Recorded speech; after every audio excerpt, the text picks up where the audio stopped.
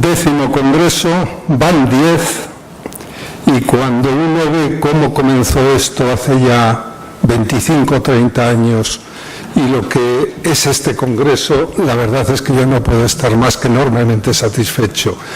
La obra ya está hecha, el testigo pasa a vosotros, y yo creo que el presente de la bioética, precisamente porque estáis vosotros, es un gran presente y un esperanzado futuro. ¿Qué más puedo pedir? Bueno, señor ministro, señor consejero, querido Koldo, queridos amigos, a mí me toca hablar de la letra pequeña. Realmente este congreso ya está clausurado. O sea, lo que ha hecho el ministro es en primer lugar una obra de arte, como habéis visto, y en segundo lugar, pues la clausura mejor que puede tener esta reunión, que ha tenido un altísimo nivel desde el primer momento, ¿no? Entonces esto es una especie de poscongreso, lo que me toca ahora. Así como ha habido un precongreso, tomadlo como poscongreso. ¿Y de qué va este poscongreso? Pues de esto que he puesto, es decir, construyendo valores en la diversidad. Yo no sé por qué la palabra diversidad está en letras tan grandes y lo de construyendo valores está en letra tan pequeña. Yo diría que lo que me toca ahora es explicar la letra pequeña, que probablemente es la más grande, porque como no entendamos la letra pequeña, no vamos a entender las letras grandes. Y este es el tema. Es un tema que quiero aclarar, el título lo quiero aclarar, construyendo valores. Claro, la palabra construir valores puede tener dos sentidos. Puede tener un sentido que yo llamaría débil, y otro sentido fuerte. ¿Cuál es el sentido débil? Bueno, los valores están ahí, la justicia, la belleza, la salud, la vida, el bienestar, la riqueza, y lo que tenemos que hacer es aplicarlos. Por tanto, primer sentido de construcción, el sentido operativo. Hay que hacer que esos valores se conviertan en realidad en nuestro medio y construir la sociedad de acuerdo con unos valores que tenemos claros. Segundo sentido fuerte de la palabra construir valores. No, si es que los valores no están claros. Es que lo que debemos es que construir los valores. Y solo haciendo eso, lo que hemos dicho antes, solo realizando se construyen los valores. Los valores no son entes que están ahí y que lo que tenemos que hacer es aplicarlos, ¿no? Sino que tenemos que construir los valores. Claro, esto lo digo con un cierto énfasis, porque a pesar de que parece así dicho obvio, de obvio no ha tenido nada en la historia de Occidente. No ha tenido nada en primer lugar porque esto de los valores es un tema que no interesa mucho. Por ejemplo, a los filósofos no les interesa mucho. Es más, no les gusta hablar de valores. El tema de los valores es un tema incómodo en filosofía. ¿Y por qué es incómodo en filosofía? En fin, hay otros más cómodos, el tema del ente, el tema del ser, el tema de los valores. Porque los valores, la verdad es que no hemos sido capaces de categorizarlos bien en la historia de la filosofía occidental. No sabemos muy bien cómo manejarlos. Un ejemplo, y además me alegro que esté el ministro delante. Yo tengo ahora un grupo de trabajo que estamos intentando hacer unos libros para... Yo, ahora que me he jubilado de la universidad, me he dado cuenta de que lo importante es la enseñanza media. Y ahora tengo un grupo de trabajo, debe ser un mecanismo de compensación psicológica, ¿no? Evidentemente, ¿no? Pero bueno, bien va, ¿no? Y estoy trabajando con un conjunto de profesores de enseñanza media a ver si conseguimos hacer unos libritos un poco, yo diría, distintos, en algún sentido mejores que los que hay sobre ética y educación para la ciudadanía, ¿no? Por ejemplo, y nos hemos revisado prácticamente todos los libros que hay en circulación, los libros de texto sobre estos temas publicados por las diferentes editoriales. Y una cosa muy significativa es que, en fin, educación en valores. Bueno, todo el mundo habla de educación en valores. Y coges los libros de educación en valores y hay un capítulo pues sobre los árboles y que no hay que cortar cortar árboles, y otro sobre pues que no hay que tirar papeles, y sobre el medio ambiente, y sobre la necesidad de que, pues en fin, a las personas que son de diferente medio cultural, pues en fin, se les trata, etcétera. Pero nadie te dice lo que es un valor. Te van poniendo ejemplos. Bueno, pues hay que ser buen chico, no hay que... Pero ¿qué es eso de los valores? ¿Qué es educar en valores? Eso está muy oscuro. Bueno, pues de eso es de lo que voy a tratar ahora. Brevemente, vamos a ver si enfocamos este tema. Fijaos, yo creo que es el tema fundamental.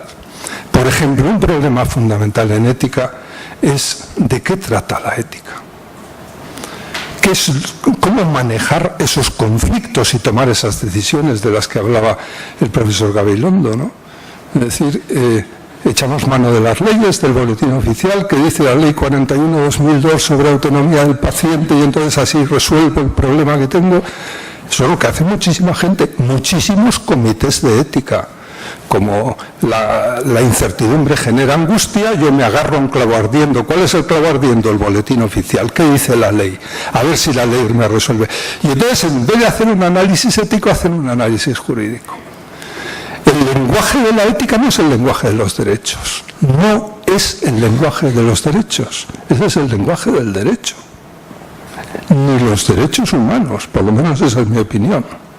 Entre otras cosas, no hay más que leer un poquito a Kant para darse cuenta que el lenguaje de la ética es el lenguaje de los deberes, no de los derechos.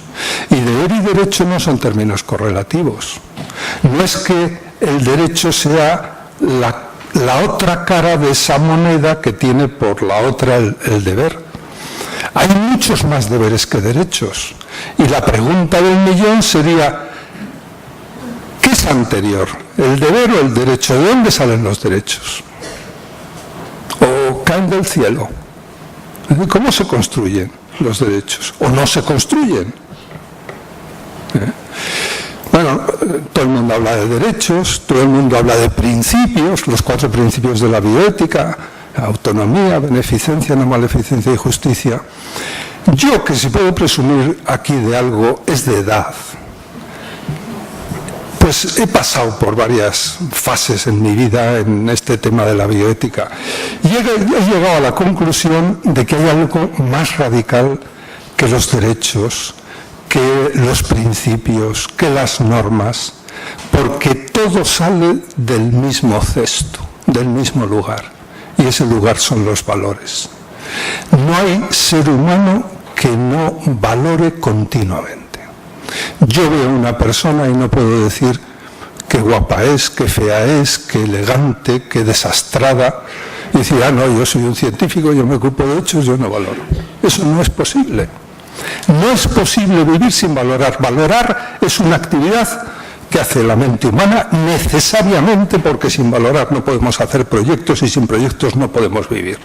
La mente humana, la inteligencia, es una facultad proyectiva y un momento del proyecto es siempre la valoración. No se hacen proyectos solo con hechos, sino que se hacen con hechos y con valoración de los hechos, y entonces se toman decisiones sobre lo que debo hacer. Y de ahí sale todo. De los valores van a salir todas las demás cosas. Por ejemplo, las normas, por ejemplo, las leyes, por ejemplo, los principios. Entonces, ¿por qué los valores? Porque si aclaramos esto, a lo mejor aclaramos muchas cosas. Esto se contagia y hace que otras cosas se empiecen a aclarar. Mi obsesión, que la conocéis todos desde hace ya bastantes años, en el tema de los valores, en aclarar el tema de los valores, es porque como no aclaremos el tema de los valores, no vamos a aclarar el tema de los deberes, que es el tema típico de la ética. La ética no trata de valores, la ética trata de deberes. De los valores se ocupa una disciplina que no se llama ética, se llama axiología. Ahora, ¿cuál es nuestro deber? No tenemos más que un deber, que es realizar valores, construir valores, promover valores. No hay más deber, no tenemos otro. ¿La justicia está realizada en el mundo? ¿Cuál es nuestro deber? La salud, el bienestar, la vida, la belleza, la solidaridad, la amistad, todos esos son valores. ¿Están realizados? ¿Cuál es nuestro deber? Está clarísimo. dime qué valores tienes y te diré qué haces y qué deberes tienes. Bueno, entonces, por eso me interesa mucho el tema de los valores, ¿no? Y bueno, construir valores. ¿Por qué construir? Ahora vamos del término valores al término construir. Pues fijaos que esto es lo único que quiero decir, pues porque en la historia de Occidente, el tema claro, si esto es tan elemental, si esto de valorar es connatural a la mente humana, si no podemos pensar sin valorar, si una función que tiene la mente es lo que llamaba Ortega estimar, la mente sirve para percibir, para recordar, para imaginar, para sentir, emocionarse. Bueno, pues una cosa que hace la mente es estimar. Y estamos estimando continuamente. Ortega tiene un ensayo precioso que se titula Introducción a una estimativa. A esta especie de función peculiar que tiene la mente humana. Bueno, ¿y por qué construir? Pues porque si analizamos la historia de Occidente, resulta que el tema de los valores se lo han repartido en dosis muy distintas, dos teorías que dicen que los valores no se construyen. La primera teoría, la que se ha llevado la parte del león en la historia del Occidente, dice que los valores se intuyen intelectualmente. Los valores están ahí y hay una capacidad en la mente humana, tiene una capacidad la mente humana de intuirlos. Lo voy a explicar pronto, ¿no? Y por tanto los valores son completamente objetivos. Y el que no ve los valores, como dice Platón en el Timeo, es una de dos, o porque está loco, por tanto hay una alteración en lo que los escolásticos llamaban la primera naturaleza. Eso, el loco, el término que se utiliza en griego, que utiliza Platón en griego, es el que se traduce por locura, ¿no? Pero en el fondo es una alteración de la primera naturaleza que me impide ver las cosas. La primera naturaleza es esta, ¿no? Es la naturaleza biológica, los genes, aquello con lo que vengo al mundo. Dice, una de dos, o porque hay una alteración en la primera naturaleza o porque está mal educado, dice Platón. Por tanto, una alteración en la segunda naturaleza. Si yo no veo los valores adecuadamente, pues es por enfermedad, habría que decir, o por mala educación. ¿Y qué hay que hacer? ¿Por qué? Porque los valores se intuyen y por tanto son unos. Y entonces, ¿qué hay que hacer con esa gente? Pues con esa gente lo que hay que hacer es, por las buenas, tratar de reconducirlos. Y si no, pues reconducirlos por las malas. Es decir, a la fuerza.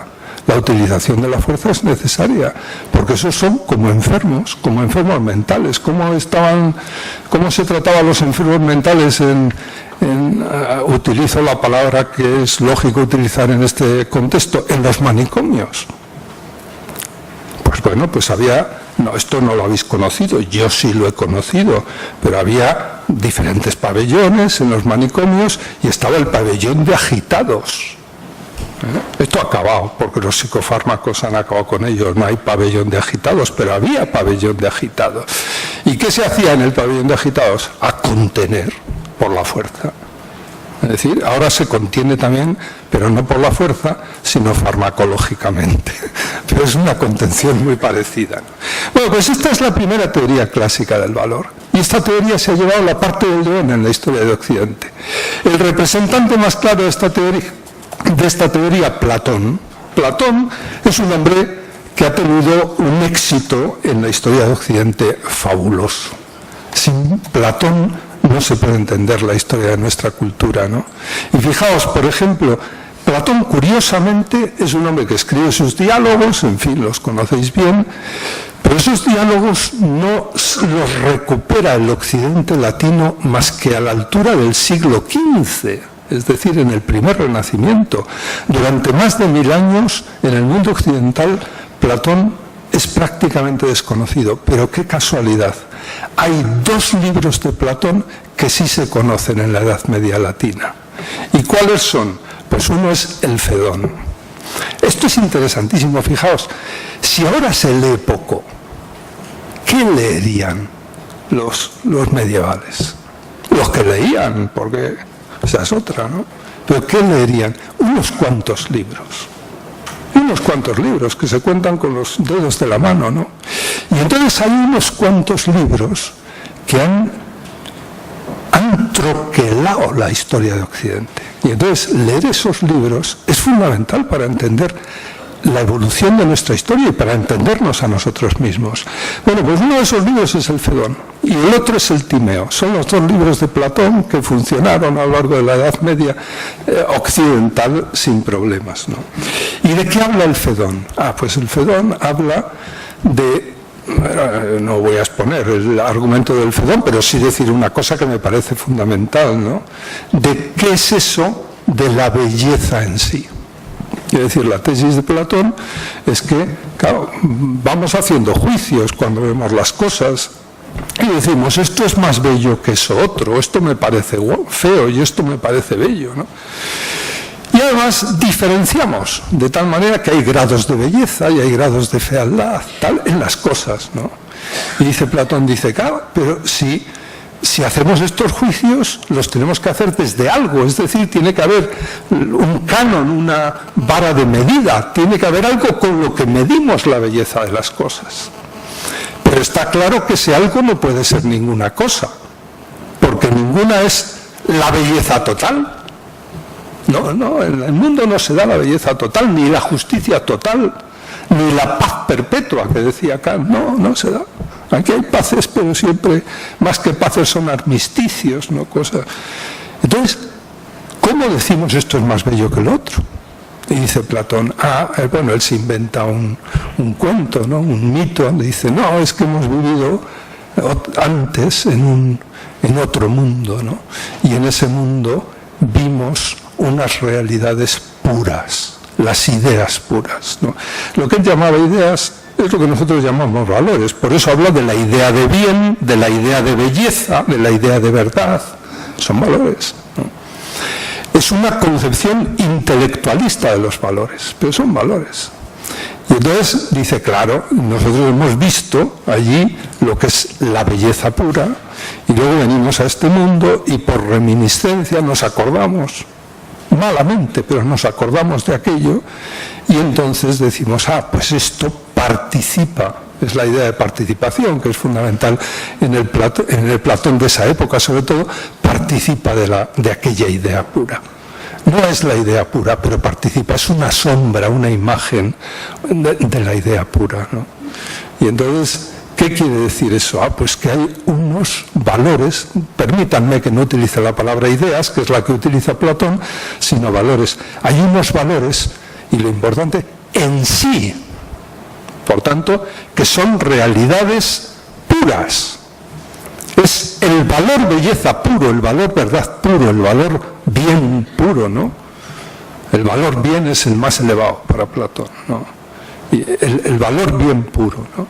Y entonces, claro, aquí lo que tenemos que es por reminiscencia ir recordando esos valores, ir actualizando esos valores, ir aplicando esos valores. Es construir, pero en sentido operativo, no en sentido constitutivo. ¿Por qué? Porque los valores están puros en el mundo de las ideas, en el topos hiperuranos. Ahí están. Y nosotros lo que tenemos que hacer es aplicarlo. Si leéis la República de Platón, pues veréis que así construye Platón la ciudad ideal. ¿Cómo tiene que ser la ciudad ideal? ¿Quién tiene que dirigirla? Hombre, tiene que dirigirla un señor que vea bien el mundo de los valores, ese mundo que está más arriba, y que por tanto tenga una idea clara de lo que es la justicia en sí, y de lo que es el bien en sí, y lo que es la belleza en sí, ¿no? Eso en tanto que filósofo. Y en tanto que gobernante, ¿qué tiene que hacer? Construir, aplicarlo. De tal manera que la ciudad será correcta si los valores se realizan de la mejor manera posible o del modo más perfecto posible. Bueno, esto es Platón y este es el comienzo de nuestra cultura y esta es la primera idea de valor que ha habido en nuestra cultura, ¿no? En la cultura occidental. A esto les vino, fenomenalmente a las llamadas religiones mosaicas, las religiones del libro, la religión judía, la religión cristiana y la religión musulmana. ¿Por qué? Pues porque estas religiones, claro, es una doctrina sobre Dios, van a identificar inmediatamente esas ideas puras con las ideas divinas. Y por tanto, esas ideas puras, conocer esas ideas puras es meterse en la mente de Dios. Hay unos valores puros. Y además, Dios, en estas religiones, que son religiones creacionistas, ha creado el mundo. Y por tanto, lo ha hecho conforme a ese paradigma, el término es de Platón. Por tanto, ese es el modelo, esas ideas divinas son el modelo que se ha utilizado en la construcción del mundo. La consecuencia es que el mundo también expresa de algún modo esas ideas divinas. Fíjense, de aquí viene dos conceptos que en ética han sido fundamentales. Uno el de ley divina y otro el de ley natural. Por tanto, esas ideas divinas, esos valores, son realidades y por tanto tienen carácter ontológico, pero tienen también carácter deontológico, porque te dicen lo que debes hacer, no solo cómo son las cosas o qué valores tienen, sino también qué debes hacer. Son norma de conducta y organizan tu vida, ¿no? Y entonces, bueno, pues tú, por ejemplo, esa es la famosa teoría de la ley natural, que va a ser fundamental. Una concepción de los valores acaba teniendo como consecuencia una idea de la ética, genera una idea de la ética. Y la idea de la ética es que hay unas leyes que además son inmutables, necesarias y eternas, como son los valores, las ideas en Platón, las ideas puras, y en consecuencia ahí lo único que hay que hacer es aplicarlas, y aplicarlas directamente. No hay posibilidad de hacer otra cosa, ¿no?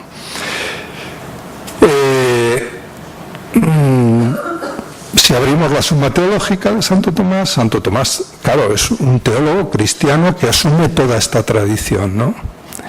Y, claro, las religiones del libro aplican esta idea de los valores y de las ideas divinas a un tema que los griegos no le dieron mucha importancia. Bueno, hablaron mucho de la justicia, la idea de belleza, pero no la idea religiosa o el valor religioso, un valor que para nosotros, bueno, pues es importante en la historia de Occidente. Los griegos, la verdad es que los filósofos griegos eso lo trataron de una manera, pero los teólogos judíos, los teólogos cristianos, los teólogos musulmanes, eso lo aplican y entonces inmediatamente empiezan a dar una enorme importancia a un valor, que es el valor religioso. No es que no dieran importancia al valor religioso los griegos, pero se lo daban de otra manera. La idea de la eusebia y tal, eso va por otro lado, ¿no? Claro, si hay un valor religioso, naturalmente los cristianos consideran que el valor religioso es el suyo, es decir, y que la idea de Dios es la suya, ¿no? Y entonces le aplican lo mismo que dice Platón en el Timeo, al que no ve la idea pura adecuadamente, ¿qué hay que hacer con él? Pues persuadirle. Y si no se le persuade y no funciona, ¿qué hay que hacer? Pues palo. Esto es importante. Fijaos, esta primera idea de los valores da lugar a unas sociedades que no pueden ser pluralistas. Esto es lo que yo quiero que se entienda. No lo pueden ser. ¿Por qué no pueden ser pluralistas? Pues porque hay unos valores que son los verdaderos y todos los demás son debidos a alteraciones en la primera naturaleza o en la segunda naturaleza, a locura, diría Platón, o a mala educación, a hábitos inadecuados de vida, a pasiones, diría un medieval. Es que usted está cegado por las pasiones y no ve lo que tiene que ver. Santo Tomás en la Suma Teológica, esto lo conoce perfectamente, como es obvio, le interesa mucho el valor religioso y entonces cuando habla de una virtud en la secunda, la virtud de la fe, se plantea el problema que hay que hacer con los señores que no tienen fe cristiana, porque si el valor religioso auténtico es ese, ¿qué se hace con los que no la tienen? Y entonces hace una distinción muy interesante, ¿no? Y es la distinción entre lo que llama infieles y lo que llama herejes. ¿Quién es un infiel? Aquel que ni es cristiano, ni conoce nada de la religión cristiana, ni ha tenido nunca nada que ver con la religión cristiana. Por ejemplo, por los indios americanos a la llegada de los españoles a América. ¿De acuerdo? Pero los herejes no son esos. Los herejes son unos señores que han estado en contacto con la religión cristiana, que han aceptado en algún momento la religión cristiana y que se han salido. Y entonces, claro, dice Santo Tomás, dice, hombre, en el caso de los infieles, la verdad es que lo mejor es no utilizar la fuerza, porque como no han conocido al verdadero Dios, el verdadero valor, y entonces, ¿qué hay que hacer? Pues intentar adoctrinarlos. Dice, eso sí, como utilicen en el intento de adoctrinarlos, como se pongan farrucos y tal, entonces sí. Entonces inmediatamente puedes aplicar la fuerza, ¿de acuerdo?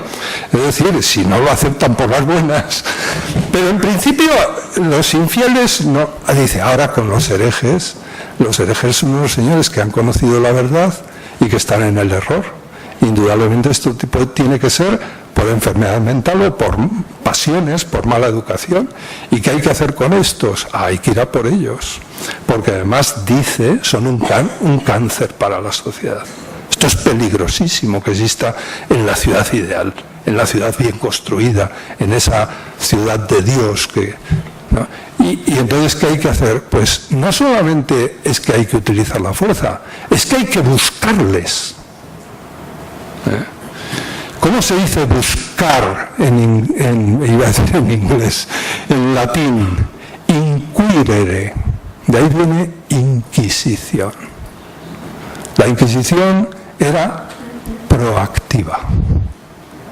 ¿Y por qué era proactiva? Porque eso, ahí hay que actuar, y hay que actuar fuertemente, ¿no? Claro, ¿y la Inquisición a qué va? Pues a conseguir la homogeneidad, la uniformidad en valores. Ese fue el objetivo de la Inquisición. ¿Qué valores? Sobre todo el valor religioso, pero no solo, porque la Inquisición también perseguía a los que se desviaban en el valor moral. Entonces, evidentemente todo iba unido, pero la ley natural y todos estos principios son principios absolutos y sin excepciones, dice Santo Tomás en otro artículo de la Summa Teológica, que mandan semper et pro semper, por tanto siempre y en toda circunstancia.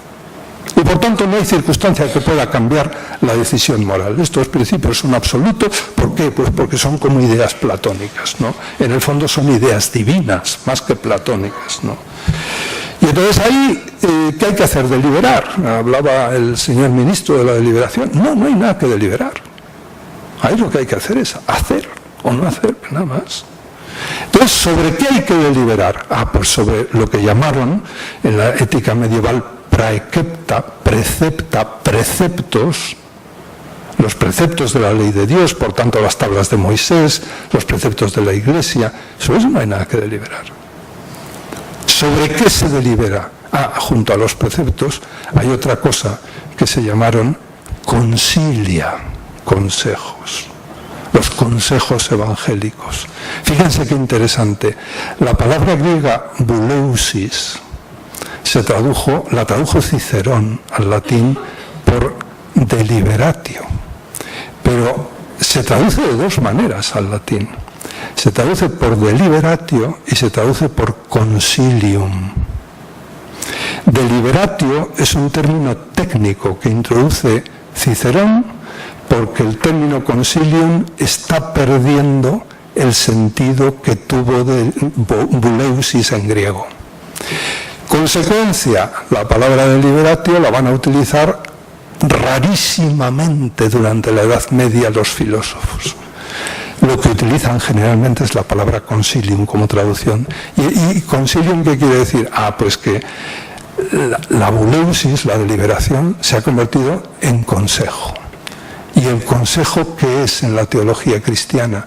Pues es un don del Espíritu Santo. No sé si lo recordáis, si habéis estudiado el catecismo. Yo estudié el catecismo, saqué 12 sobre 10 en catecismo, ¿no? Pues, y entonces había pues unos dones del Espíritu Santo: sabiduría, entendimiento, consejo, fortaleza, ciencia, piedad y temor de Dios. ¿Y el don de consejo quién lo tenía? El don de consejo es un don y por tanto es una gracia particular. ¿Que lo tenían quiénes? Pues los que tenían el don de mando, no todo el mundo, sino solamente los dirigentes, es decir, los consejeros, y así se llamaban. Los consejeros del rey, los consejeros espirituales, los directores espirituales, etcétera, ¿no? ¿Y los demás qué tenían que hacer? ¿Cuál era la virtud moral de los demás? La obediencia. Punto. la gran virtud que ha estado propagando la cultura occidental como virtud ética suprema es la obediencia. Si alguno tiene curiosidad, que busque en la Secunda Secunde de la Summa Teológica lo que dice Santo Tomás a propósito de la obediencia. Se plantea un problema interesantísimo. Claro, hay muchas virtudes, ¿no? Las virtudes morales son un montón y él analiza muchísimas, ¿no? Y entonces se le plantea un problema. Pero ¿cuál es la virtud moral más elevada? O todas son iguales. No, todas no son iguales, eso lo tenía claro, ¿no? Pero entonces tiene que haber una jerarquía. ¿Cuál es la más elevada? Y la más elevada es la obediencia. Tremendo. Bueno, pues este es un modelo, es el modelo que ha durado más siglos en la vida del Occidente y que sigue vigente. Y por tanto, si lo digo, es para aviso de viandantes. Es decir, esto es una posibilidad, es decir, y así se entienden los valores, y así entiende mucha gente los valores, y así se hacen muchos libros de educación en valores, y así se enseña la educación de valores hoy en muchos colegios y en muchas escuelas, ¿de acuerdo? Segundo modelo, porque este es el modelo intuicionista, hay una intuición intelectual que por reminiscencia nos permite entender o ver cuáles son los valores absolutos, que son los que son verdaderos, y todos los demás son falsos. Y el que está en el error, lo que hay que hacer es reconducirle por la buena o por la mala. Este sería un poco el resumen, ¿no? Claro, ¿qué es lo que pasa? ¿Cómo se rompe este esquema? Pues se rompió, empezó a romperse a la altura de 1517. Saben ustedes que el año 1517 Lutero planta en la puerta de la iglesia del castillo de Wittenberg pues una lista de proposiciones que le parecen incorrectas de lo que está haciendo la iglesia romana, ¿no? En fin, y inmediatamente le llaman al orden, quieren por las buenas traerle al orden. Lutero no entra en razón e inmediatamente lo consideran un hereje. Y si es un hereje, ¿qué hay que hacer con Lutero? Pues echemos mano de la Summa Teológica a ver qué hay que hacer con los herejes. Fíjense ustedes que la Inquisición fue fundamentalmente dominicana, que fue, no exclusivamente, pero sí, que fue la orden a la que perteneció Santo Tomás. Y entonces de la Summa Teológica echaba mano todo el mundo y se la sabían muy bien, ¿no? ¿Y qué decía la Summa Teológica que había que hacer con los herejes? Eran un cáncer para la sociedad, había que exterminarlos, por las buenas o por las malas. Lo primero, cuando pone las 97 tesis en la puerta de la Catedral de Wittenberg, ¿qué hace Roma? Hombre, pues intentar llamarle al orden, ¿no? Y si no, a por él. Y entonces comienza la persecución, la guerra religiosa moderna en Europa. Entonces se inicia una guerra a muerte. ¿Entre qué? Entre católicos y protestantes. ¿Qué es lo que va a hacer Lutero? Como ve que vienen a por él, y él sabe, porque también se sabe la Summa Teológica, que van a ir a por él, y que además se habían hecho eso con los husitas un siglo antes, que al principio consideran que la herejía protestante se parece mucho a la husita, y a Hus que le hicieron, le cortaron el cuello. Un siglo hacía que se lo habían cortado. Lutero lo sabe. Y entonces, ¿qué hace? Busca refugio. ¿Dónde? En los príncipes alemanes, es decir, en un poder civil que le pueda proteger. Y entonces sí que se arma una guerra. ¿Entre qué? Entre los poderes civiles que están protegiendo al protestantismo y los poderes civiles que están del lado de la Iglesia de Roma, ¿no? Claro, fíjense ustedes que en la Dieta de Spira, 1516, una de las conclusiones de la Dieta de Spira es que el señor que mate a Lutero no va a cometer un delito penal y nadie le va a perseguir. Esto se dice y se promulga en la Dieta de Spira. Entonces Lutero tiene que salir por pies, tiene que refugiarse, nadie sabe dónde está un tiempo escondido. ¿Por qué? Porque van a por él, ¿no? Claro, inmediatamente los protestantes intentaron, hombre, no, eso no puede ser, hay que proteger a Lutero y por tanto, eso es en la Dieta de Worms, perdón, me he equivocado, y en la Dieta de Spira, que es unos años posteriores, los luteranos consiguen que se anule esa orden que se había dado en la dieta de Worms, diciendo que el que matara a Lutero no iba a recibir ningún tipo de castigo, y comienza el principio de la tolerancia. El principio de la tolerancia, brevísimamente, suavemente, se inicia en la dieta de Spira. ¿Y por qué? Pues porque dicen, hombre, no, hay que respetar a la gente, y el hecho de que piense, tenga unas ideas religiosas distintas, eso no es razón suficiente para intentar acabar con su vida, ¿no? Y además comienza a estructurarse el principio que regió la tolerancia y que luego acabó con la guerra de religión moderna en Europa, ¿no? Cuius regio eius religio. De acuerdo con la región en la que vives, así es la religión que te toca. Tú estás en Alemania, pues te toca protestante. Tú estás en España, te toca católico. Y si eres católico y vives en el norte de Alemania, ¿qué tienes que hacer? Pues salir. Esto ha pasado en nuestro siglo, esto es siglo XVI, pero esto ha pasado en nuestro siglo. ¿Qué pasó en el año 50, cuando se independiza la India y comienza el problema entre hindúes y musulmanes? Pues que los musulmanes tienen que coger el petate e irse a una zona, que es donde hoy están, que es el Pakistán. Habían convivido tranquilamente durante siglos, pero llegó un momento en que se dijo que no, y entonces hubo que emigrar. Bueno, esas emigraciones en el siglo XVI se hicieron emigraciones como consecuencia de esto. Claro, hubo otra casualidad histórica, y es que el turco, esto los españoles lo sabemos muy bien, porque esto es importante en nuestra historia y lo hemos aprendido, el turco está amenazando Europa. Y como está amenazando Europa, llega un momento, 1555, en el que los católicos y protestantes empiezan a ver un enemigo común. Y entonces empiezan a tolerarse. Porque la intolerancia es con el otro, es decir, es con los musulmanes. El principio de tolerancia nace así. La tolerancia religiosa nace así, y luego se va a ir constituyendo pues hasta la paz de Westfalia, que es donde ya acaban las guerras de religión modernas y se inicia pues lo que puede ser el mundo moderno tal como lo conocemos, ¿no? Claro, ¿qué significa todo esto, este siglo y medio de conflictos religiosos? Que se ha roto la tesis antigua de la uniformidad de los valores, que los valores no están tan claros y que además personas que ven un mismo valor como es el valor religioso de modo distinto hay que respetarla. Que a lo mejor tienen las dos razón y que aunque no tengan razón, pues tenemos que respetarlas porque son seres humanos. Este es un segundo modelo, ¿no? Es un modelo que se empieza a gestar en torno al valor religioso, que curiosamente, como ya os he dicho, en Grecia no se discutió mucho.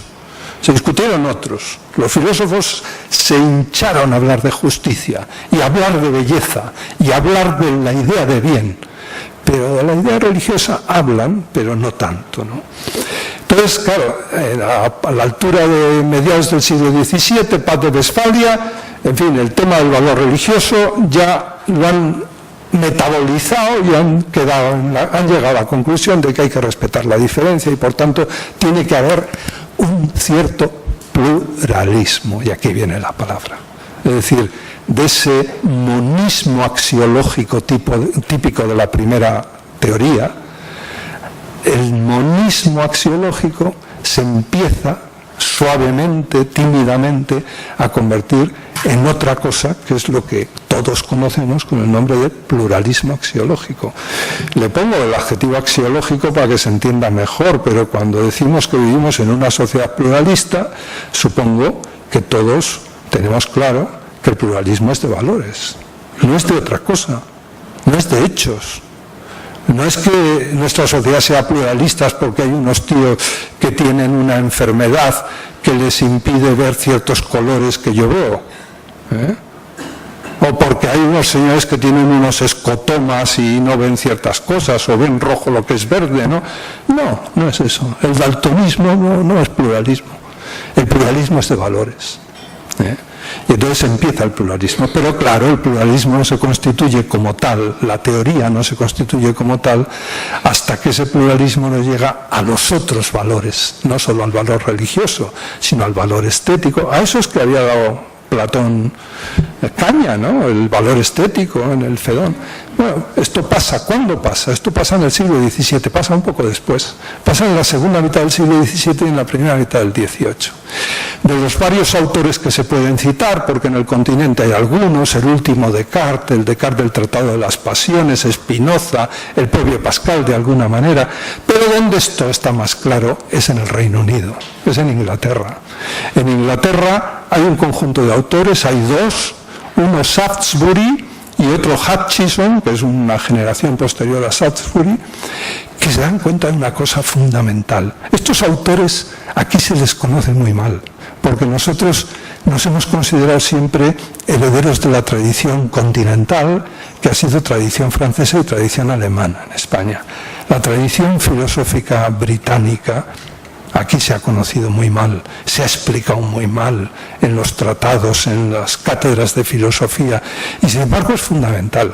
Y estos hombres, Shaftesbury, Hutchison, Hume, luego Adam Smith, son unos pensadores que en los tratados de historia de la filosofía aparecen agrupados bajo un nombre que es emotivistas, el emotivismo británico. Y aquí siempre hemos despachado el emotivismo británico como, en fin, un conjunto de sujetos poco rigurosos que se dedicaban a eso de las emociones cuando está tan claro que lo importante es la razón. Por tanto, aquí en el continente hemos sido racionalistas a tope, y todo eso de las emociones nos parecía flojo, blandengue, y que sobre ello era imposible fundamentar nada, ¿no? Primera cosa importante de los emotivistas. Fijaos, en la teoría antigua, si uno lee la psicología de Aristóteles, el de ánima de Aristóteles, pues allí se ve que el psiquismo hace muchas cosas, pero solo hay dos facultades superiores en el psiquismo.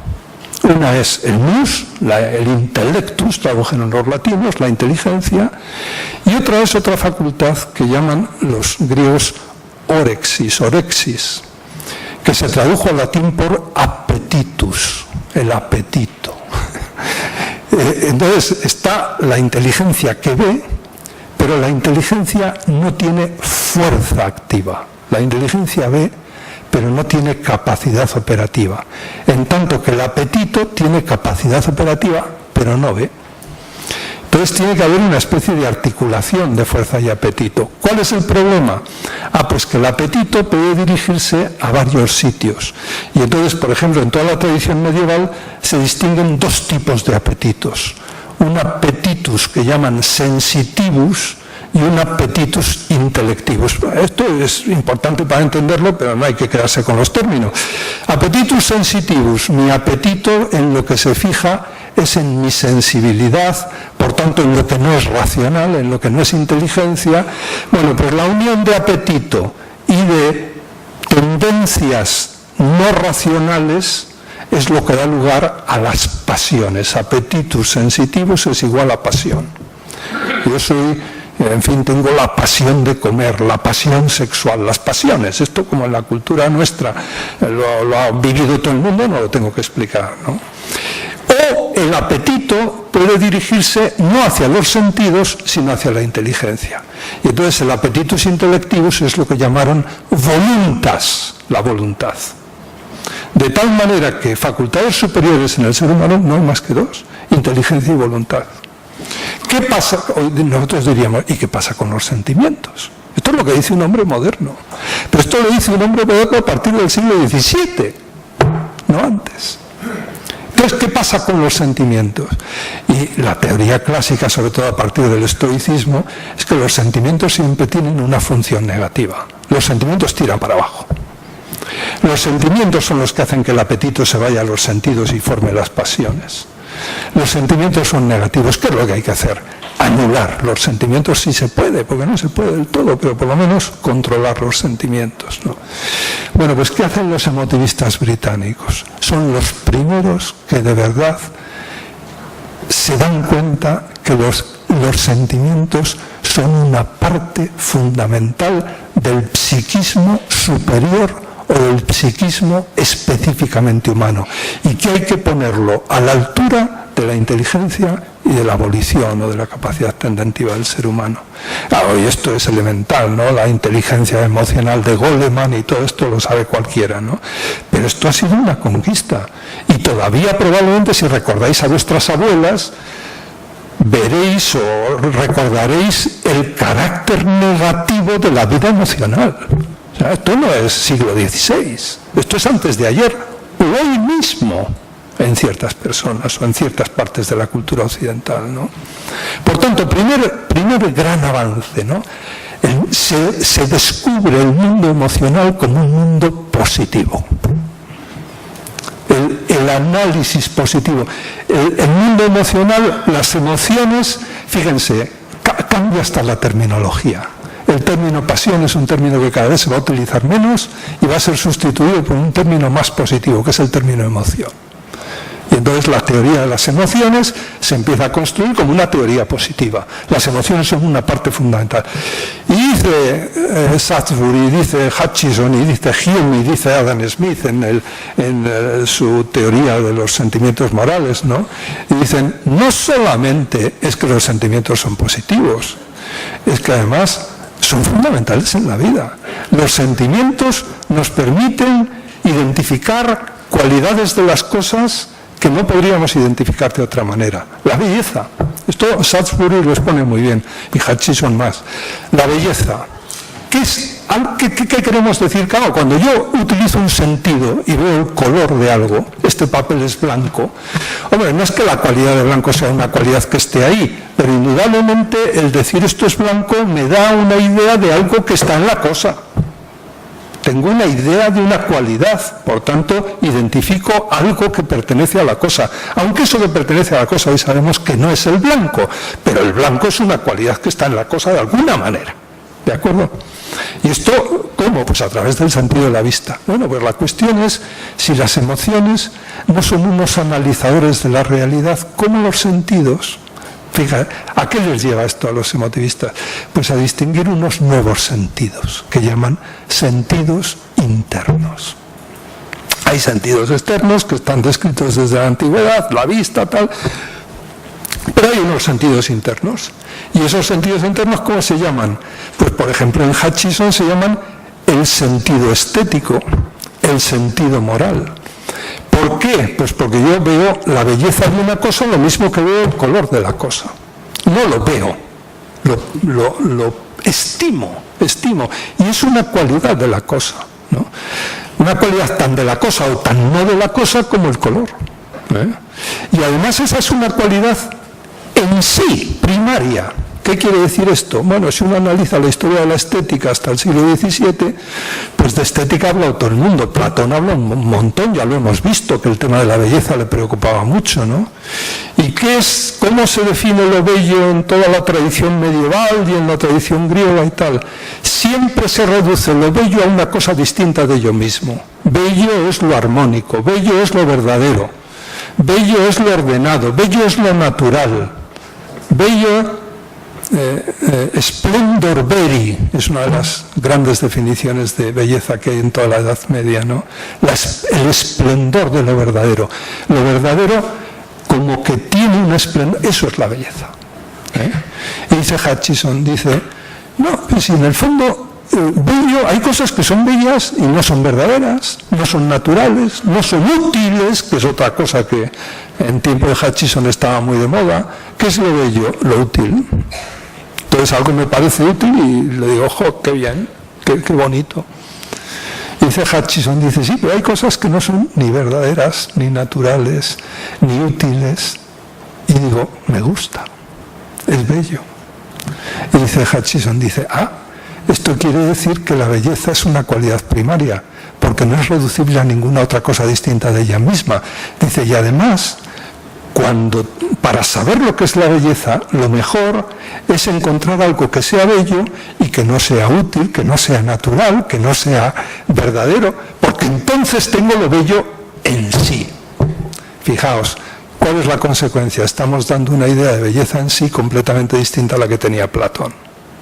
Ya no hace falta ir al Topos y Peruranos para ver allí las ideas puras, sino que resulta que la belleza en sí son las cualidades primarias que por vía emocional es una cualidad primaria, y otras, por ejemplo la de bondad, la simpatía. Yo, cuando veo dolor en otra persona, esto en medicina es tan esencial, ¿no? Y en enfermería, en todas las profesiones sanitarias, ¿no? Que siento compasión, siento simpatía, ¿no? Y tengo una tendencia a intentar arreglar esa situación. Claro, dicen, esto es fundamental, porque además es universal. Es decir, quitando, los tratados de psiquiatría hay una parte dedicada a las personalidades anormales, que eso va por otro lado, pero quitando eso, todo el mundo siente lo mismo. Dice Hume en un lugar, ¿qué pasaría? Es decir, tú ves que están matando a una persona y ves que chilla y además la sangre que corre, ¿no? Y dice Hume, claro, todos sentimos una sensación de horror, un sentimiento de horror ante lo que estamos viendo. El sentimiento contrario es el que tenemos cuando vemos a un niño pequeño, a un recién nacido. ¿Qué pasaría si en vez de sentir acogimiento ante un niño recién nacido sintiéramos, no sé, agresividad? O cuando vemos a un señor al que están matando, en vez de sentir horror, sintiéramos lo contrario. ¿Qué pasaría? ¿La inteligencia sirve para arreglar las cosas así totalmente? Yo hice psiquiatría. Los criminales suelen ser lo que se llamaban antes psicópatas, muchos de ellos. Y el psicópata por antonomasia, que está en las cárceles, es un psicópata que se describía en los tratados de psiquiatría como el frío emocional. Yo no sé si habéis visto que el chaval noruego que ha matado a todos estos chiquitos en la isla que hay al lado de Oslo, lo que más ha llamado la atención de la policía es que no sentía nada. Fueron a reconstruir los crímenes y el tío iba tan tranquilo y decía, sí, aquí maté a este y aquí. Claro, los policías estaban alucinados, pero es que este tío no siente nada.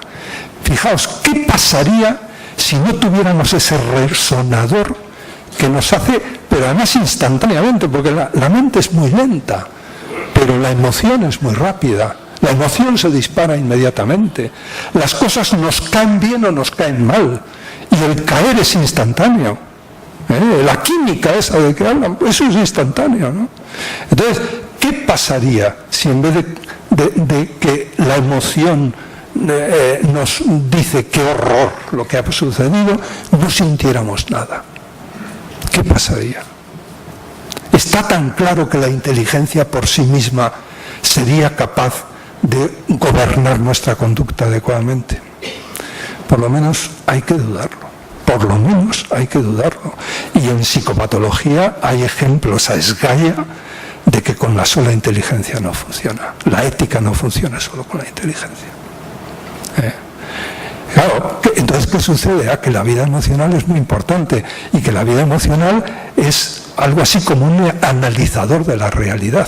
Lo mismo que la vista. Nos pone en contacto con las cosas y nos descubre cualidades de las cosas. ¿Cómo se llaman las cualidades que nos descubren? Las cualidades que nos descubre la vista las conocemos, los colores.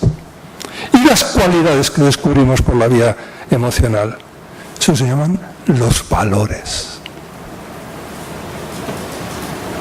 Por esa vía apreciamos o despreciamos, valoramos en más o en menos, estimamos en más o en menos. Y el estimar, apreciar o valorar es absolutamente fundamental en nuestras vidas, ¿no? ¿Cuál es el problema de esta segunda teoría? Claro, las emociones, sobre todo esto no está en los emotivistas ingleses, pero luego vino otro inglés en el siglo XIX llamado Jeremy Bentham, que es el padre del utilitarismo, como todos vosotros sabéis, y este hombre considera que esto de Satsbury, Hutchison, estos eran unos románticos, porque ¿qué es eso de la simpatía? Es un sentimiento. ¿Cómo se controla eso, no? ¿Cómo se mide la simpatía, no se puede medir. Y entonces a Bentham se le ocurrió una idea y él consideró que era una idea genial. Yo no sé si conocéis un poco la vida de Bentham. Bentham se consideró a sí mismo un genio. No solo se quería a sí mismo, sino que se gustaba a sí mismo. Esto es, bueno, si queréis, a Bentham le podéis ir a visitar. Se murió hace muchos años, como soy yo. Pero el hombre pidió que lo momificaran para que la gente fuera, porque estaba convencido de que había iniciado una nueva era en la historia de la humanidad. En el University College de Londres, si vais a Londres, id al University College. Y en el edificio central, en el primer piso, veréis la momia de Bentham, sentado en una silla. Unos estudiantes británicos, pues bueno, debe ser que un día bebieron un poco más cerveza de la debida y le cortaron la cabeza. Y la cabeza que tiene no es la de Bentham. La cabeza de Bentham está entre las piernas. Porque, en fin, no. Pero, bueno, ahí está. Bueno, Bentham, y él cuando escribe el libro más famoso que tiene, él tiene una conciencia de que ha resuelto el problema. ¿Qué problema? Pues el problema que se inicia en el siglo XVII, pero que estos románticos, Sarsbury y compañía, no han sabido manejar bien. ¿Y por qué no lo han sabido manejar bien? Porque esto de los sentimientos. Y entonces el hombre descubre un sentimiento. Dice él que es un sentimiento. Claro, hoy cuando hablamos de utilidad, no consideramos que sea un sentimiento. En economía, en la toma de decisiones, en la teoría de la elección racional. ¿Qué es utilidad? Es la relación riesgo-beneficio, coste-beneficio. Para Bentham la utilidad no es eso, y ese es un error al leer a Bentham. La utilidad es un sentimiento, pero es un sentimiento cuantificable. Esto es. Los otros, pero esto es cuantificable. Es decir, yo puedo medir, y puedo medir tanto ordinal como cardinalmente la utilidad, ¿no? Y entonces se produce un fenómeno muy curioso, y es que esos otros sentimientos, la simpatía, la compasión, ¿eso qué son? Y dice Bentham, son sentimientos secundarios. El sentimiento primario es la utilidad.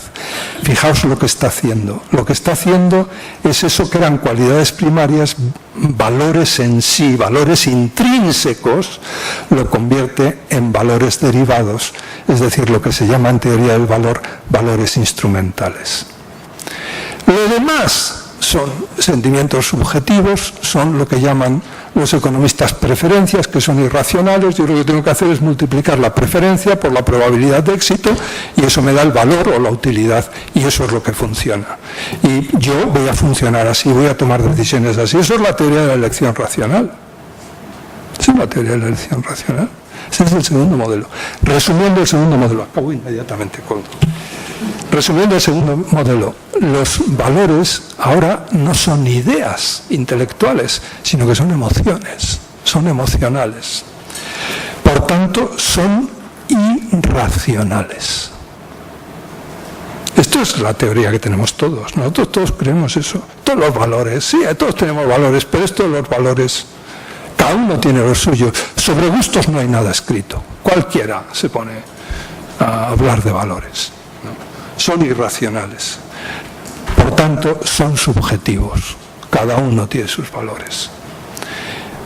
Otra característica, son instrumentales y por tanto todos se pueden pesar y medir, y tenemos una unidad de medida, que es el precio. ¿Cuánto vale una cosa? Lo que la gente está dispuesta a pagar por ella. Nada más. Valor estético, un cuadro vale. Sí, ¿cuánto están dispuestos a pagar por un cuadro de Velázquez? Pues eso vale el cuadro. No, yo tengo, para mí es muy valioso el cuadro de las Meninas, pero no daría ni un duro. Te dice un economista, pues no es muy valioso para ti, porque no estás dispuesto a pagar por él. Con la salud nos pasa, ¿no? El ticket moderador. Es decir, ¿cuál es la discusión? Hombre, es que es muy bonito decir que yo quiero mucha salud, pero lo que no estoy dispuesto es a pagar. Malo. Ahí pasa algo. Esa es la tesis de muchos economistas. Porque si de verdad te interesara, estarías dispuesto a pagar. Bueno, entonces son instrumentales, son subjetivos y se miden en unidades monetarias, ¿de acuerdo? ¿Y cuál es el papel de la deliberación aquí? Pues la deliberación tiene por objeto conseguir los mejores resultados. Es una deliberación estratégica. Es un tipo de racionalidad. Adela lo ha explicado por activa y por pasiva a lo largo de toda su vida y se ha quedado afónica diciéndolo. Esto se llama racionalidad estratégica, que es nuestra racionalidad. Nosotros nos movemos dentro de este segundo modelo. Y si analizamos los programas de ética, veremos que hay programas del primer modelo, todavía, y que hay una enorme cantidad de programas de este segundo modelo. ¿De acuerdo?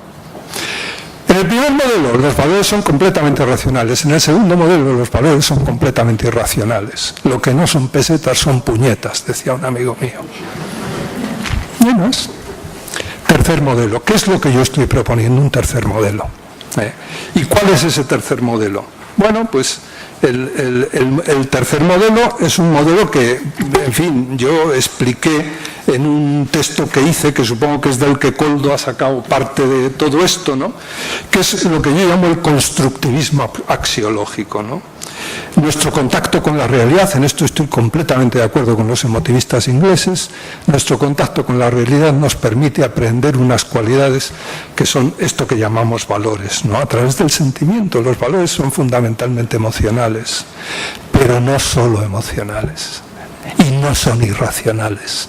Nuestra obligación de seres humanos es que como mínimo sean razonables.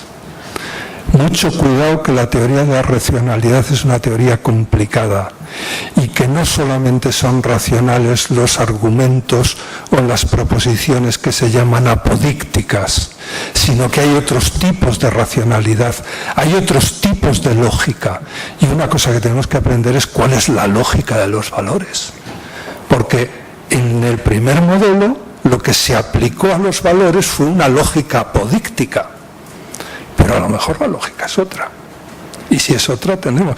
¿Por qué se aplicó la lógica apodíctica? Pues porque a todos nos gusta el argumento apodíctico. ¿El argumento apodíctico cuál es? El argumento demostrativo, esto es así y no puede ser de otra manera.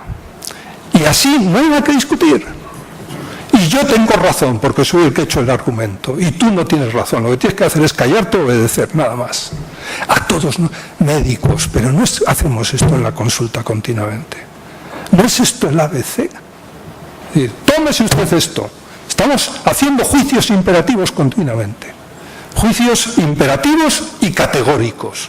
A pesar de que Kant dice que los de los médicos son hipotéticos, con toda razón, los médicos intentan hacerlos pasar por categóricos. Esto es así. Le voy a operar a usted la apendicitis y dentro de una semana está en la calle. ¿Pero está usted seguro de que dentro de una semana va a estar en la calle? Está haciendo pasar por categórico lo que no es categórico. Se está equivocando, está cometiendo un error lógico. Bueno, pues en este tema de los valores, los errores lógicos están a la orden del día. Y muchas veces queremos manejar los valores con un tipo de lógica que no es la de los valores. La lógica de los valores no es la lógica apodíctica. Es una lógica que Aristóteles llamaba dialéctica. Y aquí viene un término maravilloso, porque dialegein significa intercambio de logoi, intercambio de razones, y por tanto diálogo. La dialéctica viene de ahí. Y la deliberación no se puede hacer más que en aquellos ámbitos donde la lógica que se aplica es la lógica dialéctica. En lógica apodíctica no hay deliberación, lo dice Aristóteles. Sobre que 2 y 2 son 4 no se delibera, dice en la Ética Nicómaco. ¿Por qué? Pues porque eso es apodíctico. Entonces, ¿cuál es la lógica de la deliberación? Es otra, que es la lógica dialéctica. Es más, no solo es lógica dialéctica, porque la lógica dialéctica no incluye emociones o no incluye sentimientos. Es una lógica que Aristóteles llama retórica. El tema es complicado, yo no voy a entrar en él, pero la lógica retórica es lógica dialéctica más cosas que no son completamente racionales. Por ejemplo, las emociones. Yo ahora estoy tratando de decirles a ustedes algo razonable, pero estoy utilizando las emociones y por eso estoy haciendo retórica y enfatizo ciertas frases o ciertas palabras o ciertos momentos que me parece que son importantes, ¿no? Esto es retórica. ¿Y la retórica qué pasa? Si las emociones son fundamentales en el tema de los valores y en la ética, a lo mejor nuestra ética, en el buen sentido de la palabra, que durante muchísimos siglos la palabra ha tenido buen sentido, aunque uno tenga pésimo, es retórica, ¿eh? De hecho, la retórica de Aristóteles se llama la segunda ética de Aristóteles. Es un libro de ética, casi.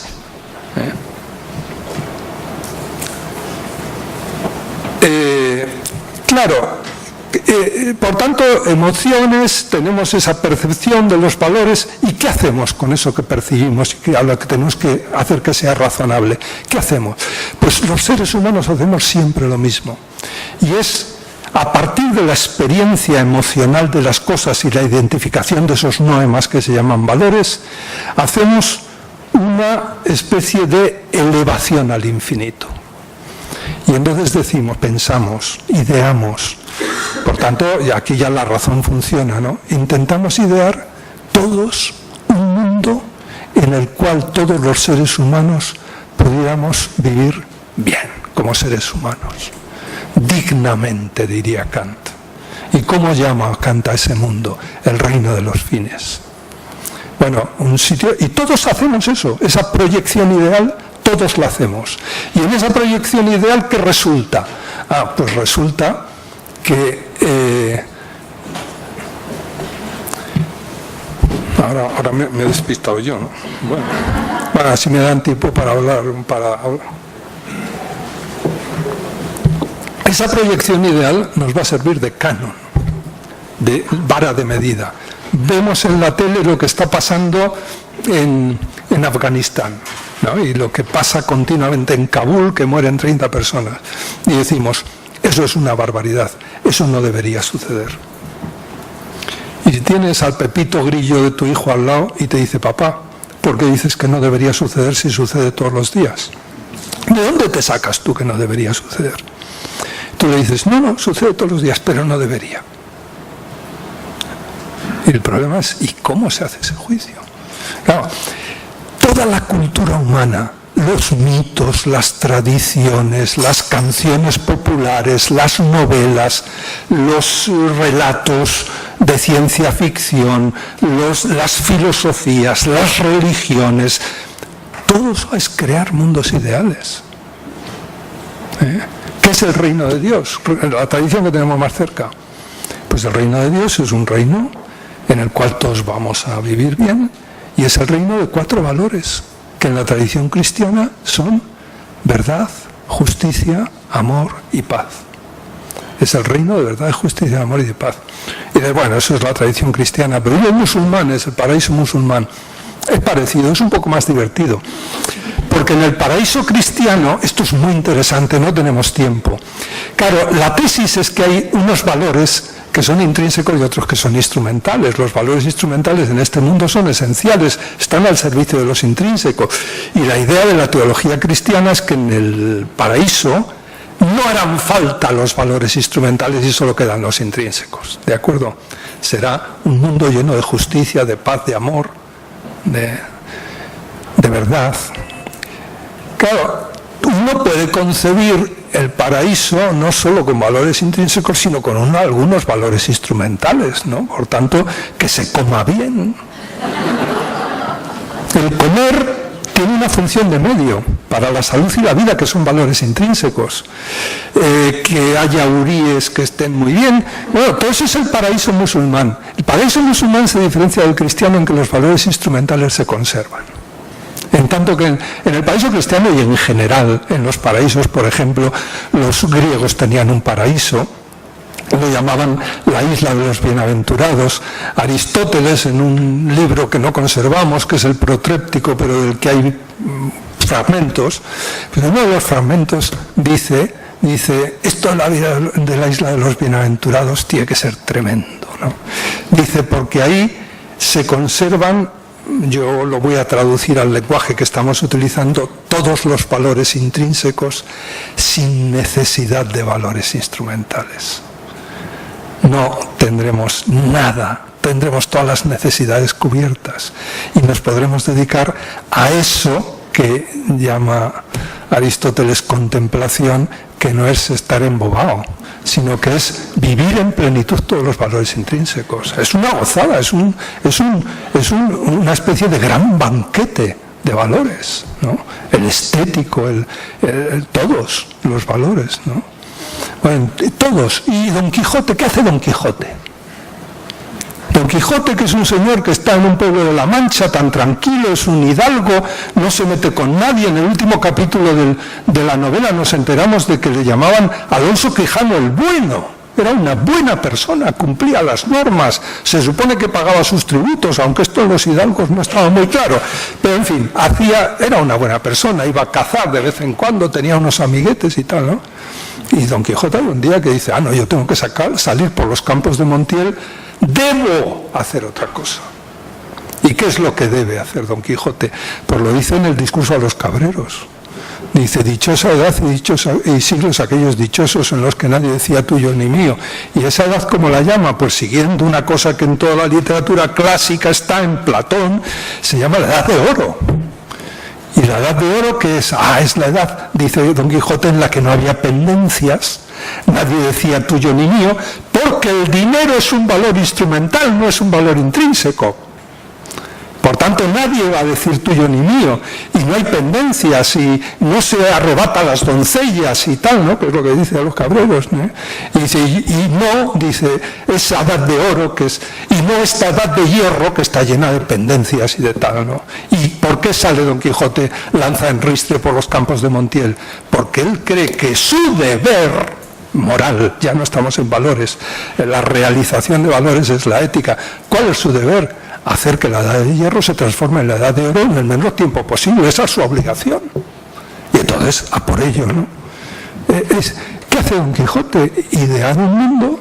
Todos los novelistas, ¿qué hacen? Los poetas, los cantautores, las religiones. ¿Qué hace Marx? ¿Qué es el paraíso del proletariado de Marx? El paraíso donde se va a realizar completamente un valor intrínseco que se llama justicia. Nada más. Todo el mundo hace eso, todos lo hacemos, y todos tenemos ese mundo ideal construido, ¿no? Los valores se proyectan idealmente. Claro, esto es muy peligroso, porque muchas veces intentamos cosificar ese mundo ideal y entonces las cosas empiezan a complicarse. Pero en fin, hay un mundo ideal. Y luego está, y ahora sí que acabo, Koldo, luego está la última fase, que es la propia de la ética, ¿no? ¿En qué consiste la ética? En la realización de los valores. Cuidado, que esa realización ya no es ideal, es real. Por tanto, yo para hacer un juicio moral tengo que tener en cuenta los valores, pero tengo que analizar las circunstancias y las consecuencias. Y con todo eso, ¿cómo se hace todo esto? ¿Cómo se amasa todo esto? Pues esto es deliberación. Es intentar analizar todos estos factores en orden a tomar una decisión. ¿Cómo se llama la decisión final de un proceso de deliberación? Se llama prudente. La prudencia, dice Aristóteles, es el término del proceso de deliberación. ¿Prudente es cierto? No. ¿Es verdadero? Tampoco. Cuando yo tengo que adelantar un camión, ¿tengo que adelantarlo prudentemente? Sí. ¿Me puedo matar? Sí. ¿Siendo imprudente puedo no matarme? Sí. ¿Cuál es mi obligación moral? ¿No matarme? No. Ser prudente. Este es el tema. Este es el tema. Y este es el tema. Y tenemos que tener en cuenta que tenemos que construir los valores y luego tenemos que aplicar los valores. La construcción no es solo la aplicación, es también la construcción. Por tanto, en el mundo los valores hay que construirlos. Se pueden construir mejor o peor. Y hay que dominar el mundo de los valores como se domina el mundo de los hechos. Los clínicos han dedicado como mínimo 10 años a manejar con un poco de suficiencia el mundo de los hechos. Yo no les pido 10 años, pero sí les pido por lo menos que manejen los valores con la misma precisión con que manejan el mundo de los hechos. Y entonces tendremos eso que decía el ministro, ¿no? El buen médico. Muchas gracias.